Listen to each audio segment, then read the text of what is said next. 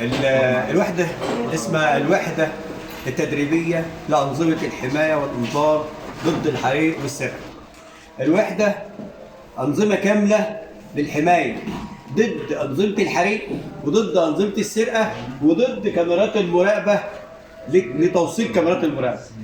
أول حاجة هنبدأ بشرح مكونات الوحدة كاملة، وبعد كده هناخد جزء من الدوائر اللي فيها.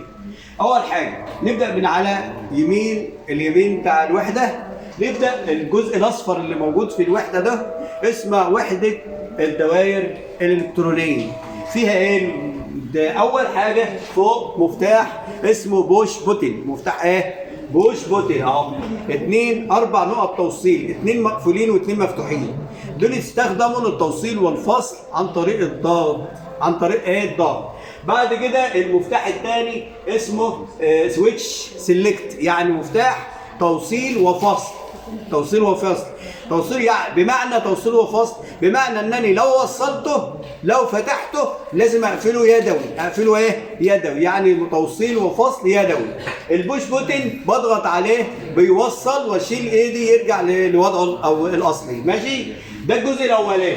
الجزء اللي جنبيه عليها 2 تايمر زمني. 2 تايمر زمني اهو.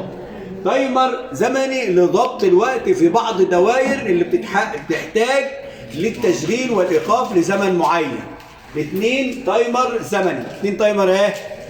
زمني. الجزء الثاني اللي تحت على طول في بالترتيب من على اليمين مفتاح تحكم اوتوماتيكي مغناطيسي يسموه كونتاكتور.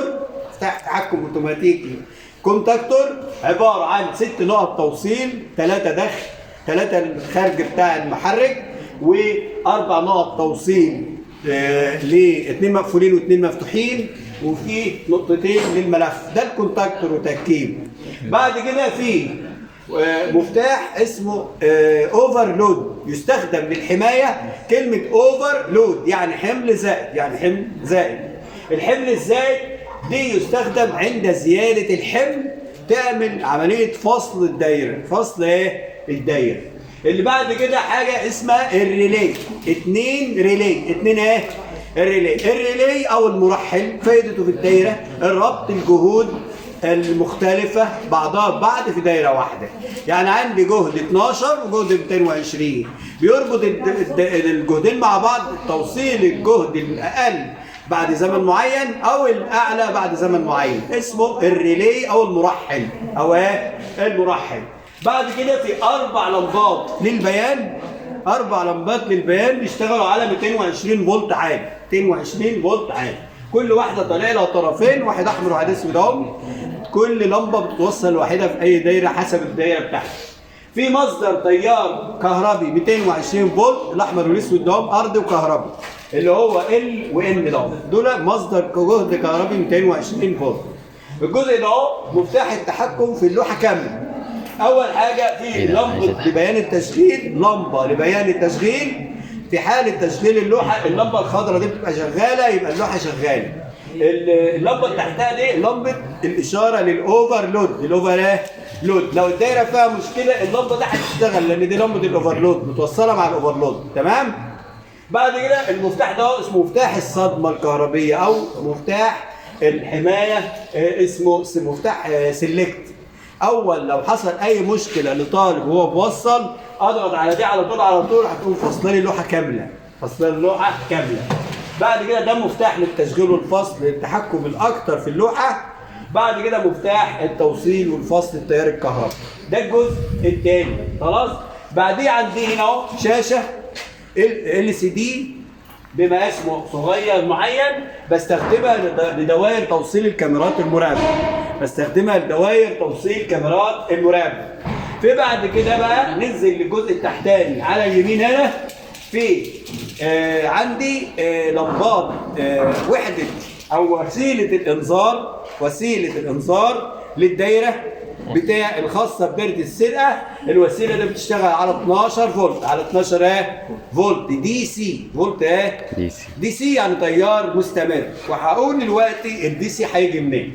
بعد كده اللوحه عليها 3 وحدات للتحكم.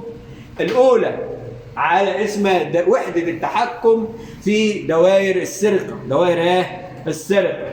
مطلعين هو بالبوكس اطرافه هنا، اطرافه البوكس ده موجوده قدامي على اللوحه عشان التوصيل، عشان ايه؟ التوصيل.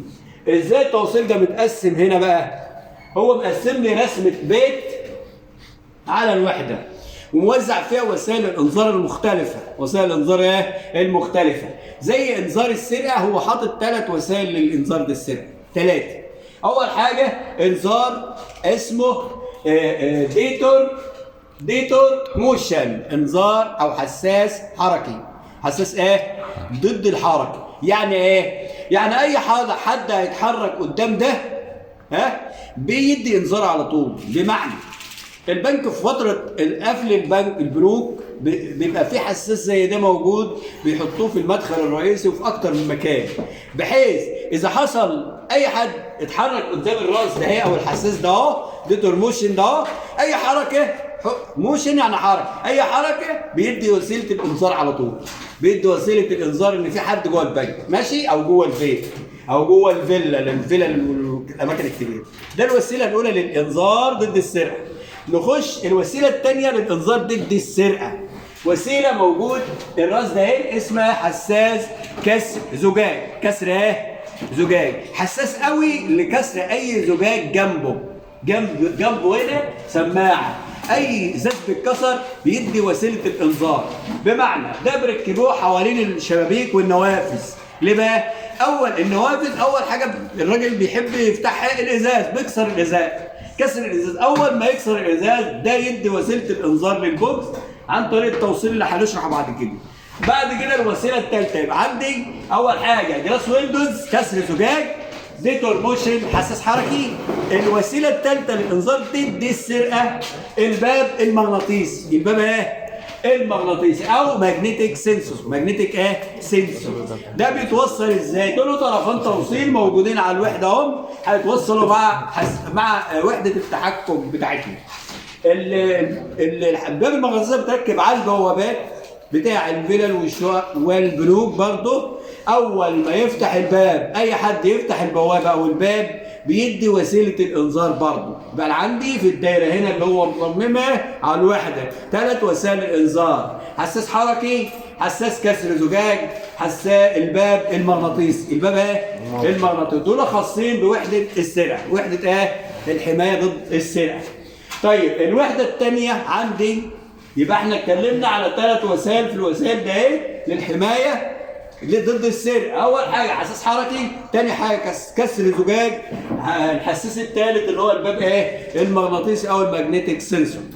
طيب دول بدون نقط توصيل هنا هنشرحها في توصيل الدايره لما نيجي نوصلها.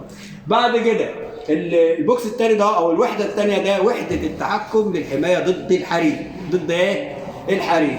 ده بتركب بقى في الشركات والمصانع وبعض المنازل الكبيره. اي حريق يحصل بيدي انذار على طول. له وسائل الانذار اللي هو حاططها في تصميم الشقه 3 وسائل انذار، كل وسيله منها 2. اول حاجه حساس ضد الدخان. ضد ايه؟ طبعا الحرايق بيتصاعد منها دخان، بيبقى مركب هو رؤوس كاشفه للدخان اللي هي اهي سموك واحد، اهي واحده اهي، وسموك 2 حاطط 2 منها اهي. الرؤوس دي بتتركب في اماكن معينه في البيت او في الشقه في السقف. اول ما يتصاعد دخان للراس ده ايه تحس تقوم عاتيه برضه وسيله الايه؟ الانذار او التحذير. الوسيله الثانيه يبقى اول وسيله في وسائل الانذار ضد الحريق الايه؟ الراس الكاشفه للدخان. طيب الثانيه راس او حساس كاشف للحراره. كاشف ايه؟ اي حراره متصاعده من حريقه ده بيدي انذار برضه، وهو حاطط منها 2 هنا. ادي هيت واحد اهي، هيت ديتور واحد حساس حريق واحد، وهيت ديتور 2 اهي حساس حريق 2. يعني حاطط 2 دخان و2 حريق، 2 دخان و2 حراره، 2 دخان و2 ايه؟ حراره. النوع الثالث اللي حاطه للحريق، لانذار الحريق، الانذار ضد تسرب الغاز. ضد تسرب ايه؟ غاز، اسمه ناتشورال جاز. تسرب غازي. تسرب ايه؟ غازي. حاطط 2 اهو، ده واحد اهو، وواحد اهو هو شكله اصلا مختلف عن التانيين، هو له فتحات اهي لانه بيلقط اي ريحه غاز متسربه. ده في مصانع تعبئه الزجاجات، لاسطوانات الغاز، وبرضه في بعض المنازل اللي موصله غاز زي الشقق اللي في المنصوره وفي مصر والكلام ده، هم موصلين خط الغاز زيه زي الميه، زي موصلين الميه. اي تسريب ده هيدي وسيله الانذار. يبقى وسيله الانذار ضد الحريق في 3 وسائل برضه، حاطط من كل واحد 2. راس كشفه ضد الدخان اللي هي سموك، وراس كاشفه للحراره اللي هي هيد، والثالثه راس كشفه للغاز الطبيعي، للغاز الطبيعي. بعد كده في ثالث بوكس اسمه وحده الدي في ار او وحده التسجيل لكاميرات المراقبه، خاصه بكاميرات المراقبه. الوحده دي ليها 4 كاميرات مراقبه متوزعين على الاماكن هنا. 4 كاميرات مراقبه اللي هي السودا دي. ال4 كاميرات مراقبه متوصلين عن طريق الدي في ار ده، بيلقط اي حركه او اي صوره او اي شخص جاي يستخدم برضه للسرقه او للحريق، الاثنين مع بعض. اي واحد بيشوف حاجه هي بتلقط صوره. تمام؟ طيب يبقى ده المكونات كلها بتاع الدايره. نيجي لطريقه توصيل واحده واحده. اول واحد من ده اللي هو وحده الحمايه ضد السرقه. انا عندي 3 وسائل للحمايه ضد السرقه، ممكن اوصلهم ال3 بس انا هوصل واحده بس. لان اول حاجه حساس الحركي يقعد يشتغل على طول كل ما حاجه تيجي قدامه او حركه تيجي قدامه، فمش عامل ان انا اوصله في المدارس. النوع الثاني الحساس كسر زجاج. مش معقول انني هكسر ازاز عشان اعمل وسيله انذار ادرب الطلبه على وسيله انذار، لا. يبقى الاقرب حاجه للتوصيل هو الباب المغناطيسي. الباب الباب المغناطيسي بيركب على اي باب هنا، اول ما افتح الباب بيدي ده وسيله الانذار. طب اوصله ازاي؟ انا عندي اتفقنا ان ده تصميم شقه، والشقه عاملها اركان، وكلمه ركن يعني زون. يعني ايه؟ زون. هو عامل لي 8 زون، 8 اماكن، 8 اركان. ركن يعني زون، 8 اركان. عشان السرينه دي ما تديش انذار لازم الزون كله يقفل الا اللي انا هوصل فيه بس. يعني من زون 1 لزون 8 واحد بس اللي مفتوح اللي انا هوصل فيه الباب المغناطيسي. اللي هو بقى نتكلم نقول له ايه؟ اول حاجه هجيب زي واحد كده. اول نقطه هقفل من تحت وانا طالع عشان الاسلاك. اول حاجه اقفل زون 8. زون 8 اهي تحت اهي، قرب الكاميرا عليه. زون 8 تحت اهي، لها طرفين. انا بجيب جاك واحد اهو بقفلها على نفسها اهي. انا بعملها بالاصفر عشان تبقى واضحه اهي. زون 8 ده اول زون انا هوصله. اخش زوم عليه زون 8، انا بقفل من تحت لفوق عشان الاسلاك بتكتب. بعد كده اجي اقفل زون 7. زون ايه؟ جنبها على طول اهي. زون 7 اهي. يبقى انا قفلت 8 و7. اجي برضو اقفل زون 6 اهي. زون 6 اهي. قفلت زون 6. بعد كده اقفل زون 5 الركن الخامس اهي. ماشي. اللي بعد كده اقفل زون 4 اهي. انا قفلت كل الزونات وانا نازل وانا طالع لفوق. بعد كده اقفل زون 3. زون 3 شفت السلوك قدرت ازاي؟ احنا بنجيب واحده واحده عشان تبقى واضحه. بعد كده اقفل زون 2 واسيب زون 1 ده مفتوح. ليه؟ هي دي اللي انا هوصل فيها الباب المغناطيسي. ازاي بقى؟ انا عندي الباب المغناطيسي اسمه ايه؟ اسمه ماجنتيك سنسور. ماجنتيك سنسور حساس مغناطيسي. اقوم جايب واحد طرف احمر وطرف اسود. طرف اسود اهو، ده الباب المغناطيسي بتاعي اهو. ماشي اهو. اوصله على طول على زون 1 اللي انا سايبها مفتوح، صح؟ اهي اهي اهي. انا وصلت زون 1 بس وقفلت الباقي. تمام؟ نكمل. وصلت زون 1 على الباب المغناطيسي وقفلت كل الزون او الاركان بتاع الشقه اهي. بعد كده في نقط تعويض مفتوحه لازم تغلق رخرة. اول حاجه ملف التعويض او نقطه التعويض اللي اسمه التم. اسمه ايه؟ او التم اهو. اقفل النقطتين على بعض اهو بالتم ده اهو. اهي ده نقطتين التعويض اللي هو بسميهم تم. ماشي. برضه هقفل حاجه اسمها السي والدي، برضه نقط تعويض مفتوحه لازم تتقفل اهي. اهي هذا نقط تعويض السي والدي. تمام. يبقى انا قفلت الزونات كلها واديت زون واحد بس للباب المغناطيسي، وقفلت التم وقفلت السي والدي. يبقى انا كده خلصت تقريبا 90% من الدايره. بس لسه اهم حاجه، عايز وسيله انذار، عايز تغذيه الدايره، هيتوصلوا فين؟ احنا اتفقنا ان دايره السرعه والبوكس ده بيشتغل على 12 فولت. على ايه؟ 12 فولت. 12 فولت تيار مستمر. تيار ايه؟ مستمر. ينفع اقوم جايب دول الطرفين ده هم؟ لا، دول 220. طيب ال 12 فولت فين؟ هو حاطط لي هنا اهو بطاريه اهي، قرب عليها اهي، بطاريه اهي فيها 12 وفيها 24 تحت اهو. انا هستخدم بس ال 12، هستخدم بس ايه؟ ال 12. الاسود مع الاسود اهو، ازاي الناقص مع الناقص مع الناقص بقى بتاع ال 12 اهي، والاحمر اللي هو الازرق على اللوحه هديه طرف احمر مع الموجب بتاع ال 12 فولت. كده انا غذيت الدايره ب 12 فولت. 12 ايه؟ فولت. كده خلصت؟ لا، لسه اهم حاجه.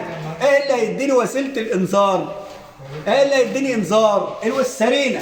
يبقى انا اوصل السرينه، هو مسميها لي على الوحده A و B مفتوحين اهو. قال لي ادي A و B مع السرينه. احنا بقى عشان عرفنا ومارسنا الآ الموجب اهو، الآ الموجب اهي اهي حمراء اهي، هوصلها مع الآ. ماشي؟ اهي الآ مع الآ. تمام. انا حاطط عليها آ هي موجبين، الموجب مع الآ والناقص مع البي، والناقص مع ايه؟ مع البي. كده دايره الانذار ضد السرقه متركبه. واحد يقول لي افرض ان انا عايز اركب الثلاث انواع من الوسائل، هقوم شايل 3 زومات منهم مفتوحين اوصلهم مع الثلاث حاجات. انا وصلت الباب المغناطيسي اهو، صح؟ اهو. يبقى لسه الاثنين التانيين تحتهم اهو. واحد يبص بصه كده ويقرب عليهم، ده لهم 3 نقط، لهم 6 نقط توصيل. نقطتين اسمهم الالارم الحساس، نقطتين تانيين اسمهم الطنبة، ونقطتين واحدة زائد واحدة ناقص 12 فولت. معناه على طول افهم على طول. الزائد والناقص هديها الزائد وناقص البطارية ال 12. الناقص مع الناقص وزائد مع الزائد. الطنبة اقفلهم على نفسهم زي دايما مقفولة. نقطة تعويض الطنبة مقفولة، هيبقى اقفل دول رخصين. بعد الالارم النقطتين هم اللي هيروحوا على الزوم اللي انا هوصل عليه. بس انا هوصل بس الباب المغناطيسي. الباب ايه؟ المغناطيسي. كده انا خلصت الدايره. عايز اجرب افتح نقطه التحكم اهي اللي بتسرج لي اللوحه كلها وتشغلها لي اهي. على فكره البوكس في زمن تاخير ليه يوصل لدقيقتين.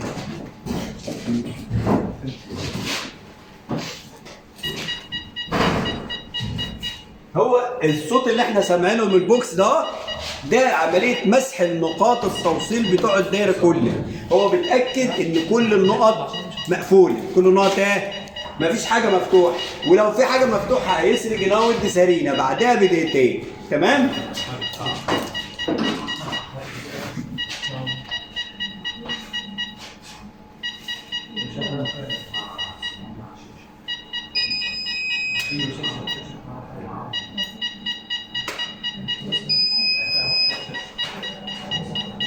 هو كده اهو بيمسح الدايره.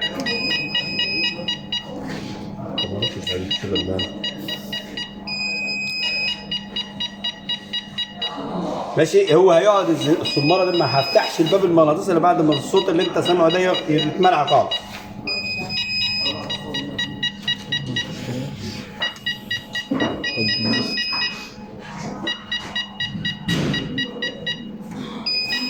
طبعا الكاميرات موصله مباشر، الكاميرات هتلقط اي صوره يعني. الكاميرات الاربعه اهم قدامك اهم جايبين الصور كامله اهي. هذا واحده جايبه اهي، واحد ماسك في شعره ده، دي اللي شغاله مظبوطه. ماشي تمام. 4 3 2 1 فيهم. شفرة البوكس عشان يرجع لوضعه الابتدائي، لوضع القفل بعد ما اقفل الباب. 4 3 2 1 فيول عشان اصفر الجاز تاني. اول حاجة بس ابدا اشتغل واشوف هنفصل الدايرة ازاي.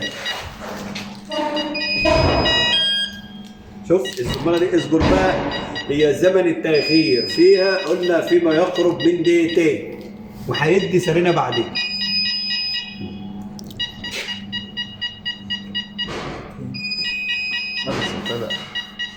البوكس بتاعنا لان البوكس ده متأخر دقيقتين عن التوقيت.